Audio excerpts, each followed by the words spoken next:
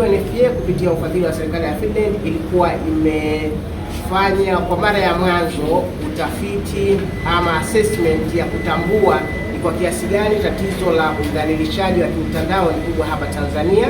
Uliangalia sera zetu zinasemaje kuhusiana na hilo tatizo. Je, inatambua kwamba tatizo lipo, lakini pia na policy na sheria zetu, je, likitokezea linaweza kulishughulikia.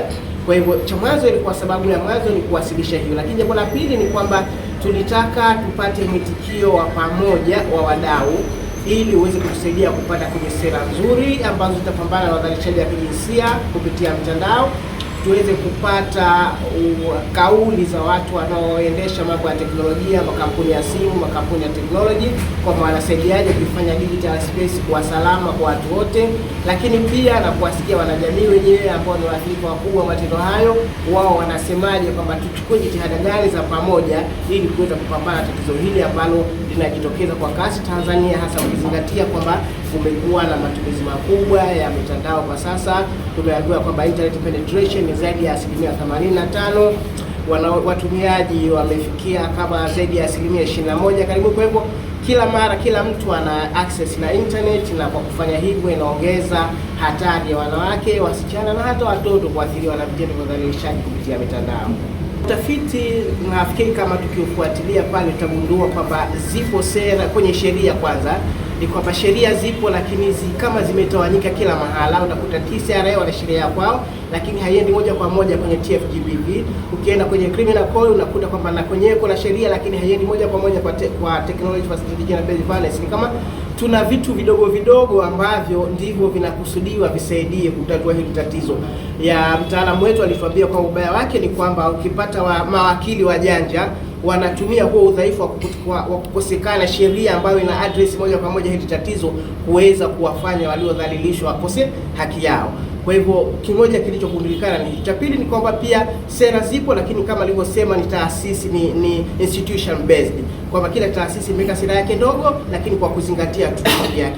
Bado hatujawa na kitu cha pamoja ambacho kinawalenga watu wote, wanawake na watoto na wasichana, ili kuweza kuwalinda kwa pamoja.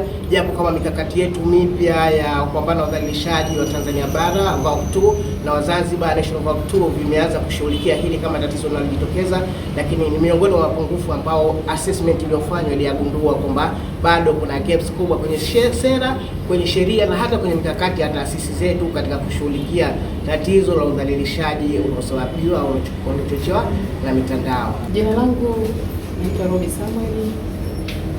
Ninafanya kazi na shirika la Hope for Girls and Women in Tanzania. Shirika hili makao makuu yake yako mkoani Mara, na lengo kuu la shirika hili ni kuondoa vitendo vya ukatili wa kijinsia ndani ya jamii yetu. Teknolojia ni maendeleo na maendeleo ni teknolojia.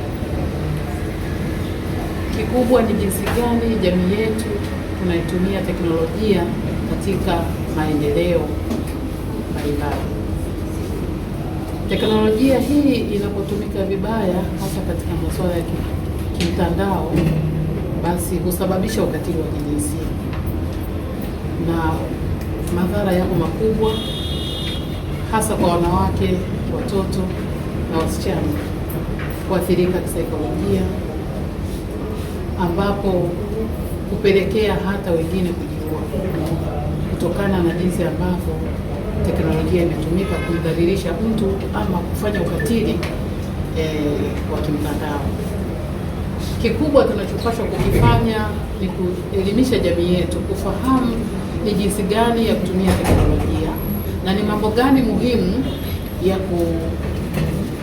kuyaweka katika mtandao kwa ajili ya maendeleo.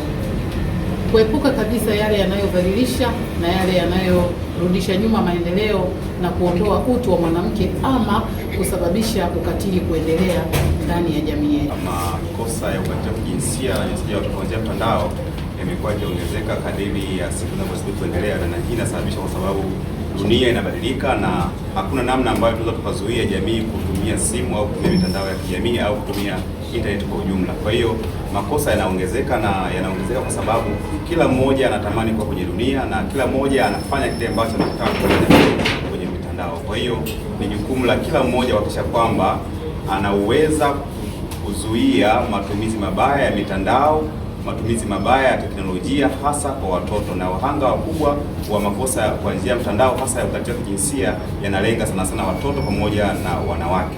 Kwa hiyo ni rai yangu kwamba kila mmoja awe mlinzi wa mwenzake, lakini pia tukumbuke kwamba hatuwezi kuzuia kabisa matumizi ya teknolojia, lakini tuwe na muda wa kuangalia watoto wanaangalia kitu gani kwenye simu, kwenye TV, kwenye mitandao ya kijamii, YouTube na kwingineko, ili kuhakikisha kwamba mtoto anakuwa katika mazingira ya teknolojia, lakini anakuwa amezuiliwa kuangalia baadhi ya vitu ambavyo sio vya kwake, lakini pia jamii iweze kuposti mtandaoni vitu ambavyo vinajenga taifa, vyenye uzalendo, vyenye utu na kujali maslahi mapana ya taifa letu. Teknolojia kwanza ni ukombozi na inatakiwa kuwa mkombozi wa vijana, lakini tunaona kwamba trends zinaonyesha kwamba na takwimu zinaonyesha kwamba kati ya wasichana, hasa wasichana mabinti wa kike, kati ya wasichana 6 wamepitia ukatili wa kijinsia kupitia mitandao. Hii ni research ama study imefanywa na UNFPA, WiLDF pamoja na TCRA. Kwa hiyo unaona kwamba kuna wimbi kubwa la waathirika ambao ni watoto wa kike, na mitandao hii inatakiwa niyo msaada, inatakiwa ni chanzo cha kuwainua hawa mabinti, lakini wamekuwa ni sehemu ya wao kukosa nafasi ya kuinuka na kukabiliana na mabadiliko mbalimbali katika maisha yao.